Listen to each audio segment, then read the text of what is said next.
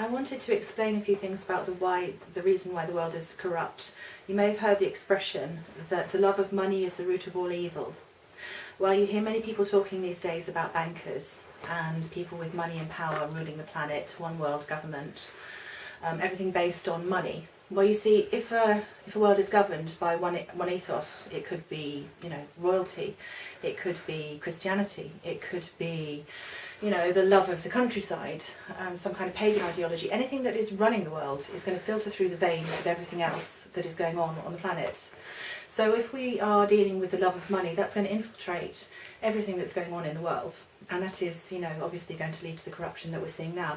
Because we've pulled down every other kind of ideology, royalty, class, anything with the integrity that we didn't like because it wasn't populist enough. Anything with some kind of integral problem that had something that was going to be distasteful to us after the Second World War, or as we became more enlightened, basically.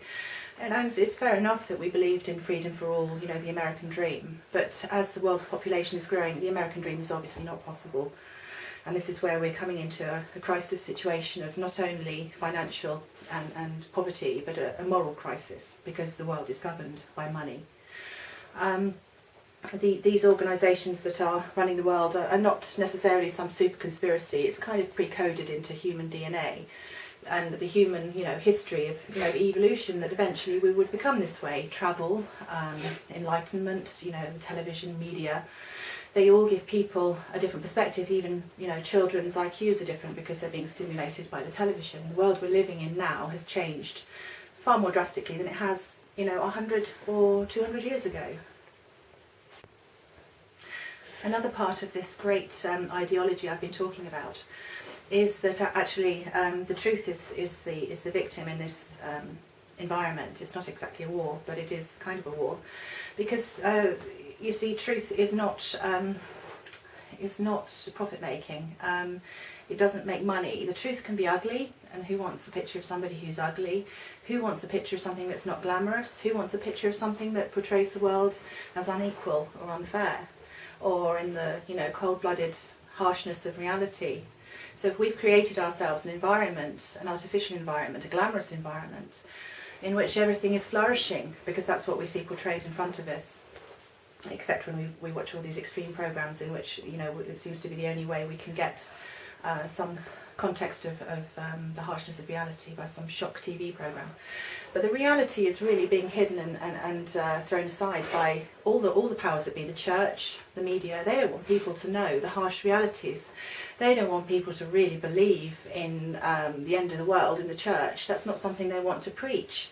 They don't want to preach those who destroy the earth will be destroyed. They don't want to preach worshipping the image and the glamorous Babylon being taken to the ground, because they want people to believe that it's going to go on for forever in this fair, kind view of humanity. And maybe it will. Maybe, it's a self-fulfilling prophecy that Islamists and Christians, fundamentalists, believe that we are approaching the end times. Yet you can't help but wonder, why is this book of Revelation talking about buying and selling? Only those with the mark of the beast can buy and sell. Why is it talking about nations being made drunk out of on the luxury of this great city? Why is it that people have talked about this maddening sensation in the end times? Well, I mean, it's the same reason people have talked about it throughout history.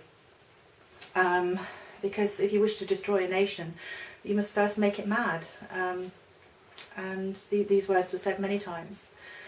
And people don't want to believe the unpopular things that many prophetic people have said over time. And it's a conspiracy, because capitalists, socialists, all of the people are working together with one aim. It's like this great big monster trying to promote all these previously unacceptable, distasteful approaches to life. They've gathered a band of people with alternative ideologies together to form this one strange, inhumane kind of unorthodox religion that we're living with now. And it's making a lot of people very confused, because our old fundamental belief systems and our old histories and morals have completely been altered. And doesn't it say that in the Bible, that in the end times, customs will be changed? I believe it was Jesus who said that, that in the end times, the customs and traditions will be changed. And this one last state will devour everything in its path. It will be like no other. I mean, the previous dictatorships have often favoured one, or had some kind of ideology which favoured somebody. The communists, the working man, the fascists, the elite, or who they believed were the elite. And, maybe these people who are protecting themselves, the wealthy people who are riding the waves, are doing it for their own elite. But fundamentally, we're all living on this planet, and unless we believe and understand that the belief systems that we're following are false, and that they're hopes and dreams and ideologies that can't be achieved without the realism, without some harsh, sort of a bit less of the Freudian belief system, and a bit more to do with, to do with the harshness of survival of the fittest and nurture and nature. I mean, these governments we live in believe in nurture. They believe in organising society and to fit their belief system. Whereas nature already has an agenda. Nature had a carefully organised way of selecting society's beliefs, without indoctrinating people and preventing them from speaking the truth.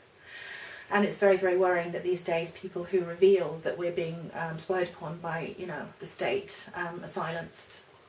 I fear for the future in a much more evolved world. Humanity hasn't evolved at the pace that our technology has.